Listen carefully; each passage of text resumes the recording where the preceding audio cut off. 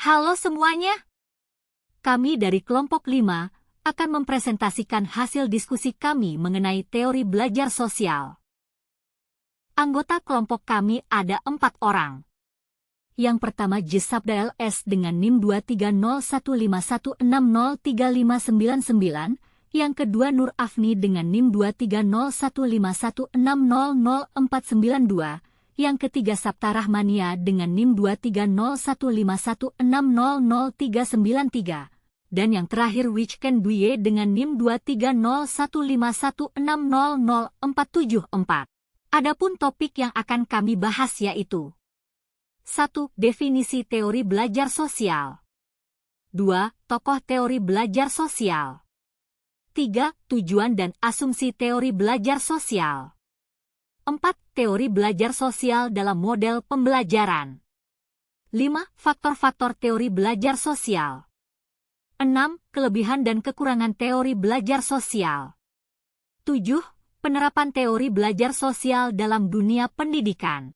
Pembahasan yang pertama yaitu definisi teori belajar sosial. Teori belajar sosial sering juga disebut teori humanistik. Teori belajar humanistik memandang bahwa siswa dapat dikatakan telah berhasil dalam belajar apabila ia telah mampu mengerti dan memahami lingkungan proses dan perilaku belajar dari sudut pandang perilaku si pelajar, bukan dari sudut pandang pengamatannya. Pembahasan yang kedua yaitu tokoh-tokoh dalam teori belajar sosial, di antaranya 1. Arthur W. Combs. Ia berpendapat bahwa perilaku batiniah seperti perasaan, persepsi, keyakinan, dan maksud menyebabkan seseorang berbeda dengan orang lain. 2. Abraham Maslow. Ia berpendapat bahwa individu berperilaku dalam upaya memenuhi kebutuhan yang bersifat hierarkis. Pada diri setiap orang terdapat berbagai perasaan takut, seperti rasa takut untuk berusaha atau berkembang, takut untuk mengambil kesempatan, takut dengan apa yang sudah ia miliki, dan sebagainya. 3. Carl Ransom Rogers. Ia berpendapat bahwa pembelajaran eksperiensial memenuhi kebutuhan dan keinginan siswa. Semua manusia memiliki kecenderungan alami untuk belajar, dan peran guru adalah memfasilitasi bahwa pembelajaran eksperiensial memenuhi kebutuhan dan keinginan siswa. Semua manusia memiliki kecenderungan alami untuk belajar, dan peran guru adalah memfasilitasi. Pembahasan yang ketiga yaitu tujuan. Menurut Hitipiu tujuan teori belajar humanistik adalah 1. Mengambil lebih banyak tanggung jawab. 2. Mencapai aktualisasi diri. 3. Hasil-hasil sosial emosi lebih menonjol dibandingkan hasil-hasil akademik.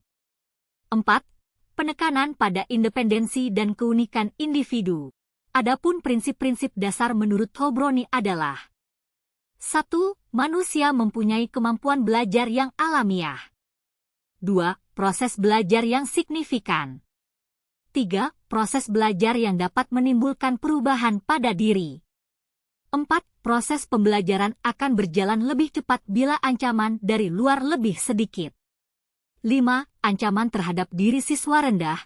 Pengalaman dapat diperoleh dengan berbagai cara yang berbeda-beda dan terjadilah proses belajar.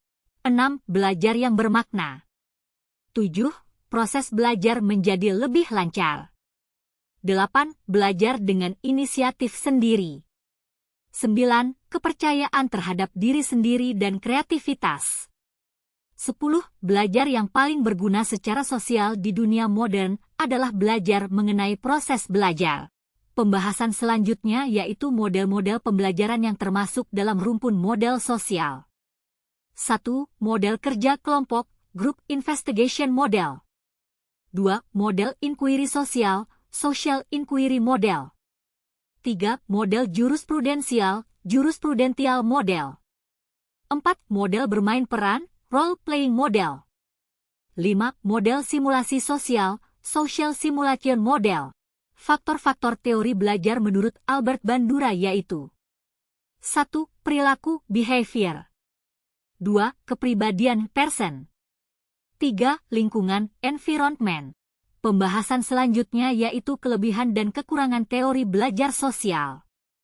Kelebihan. 1. Cocok untuk materi pembentukan karakter.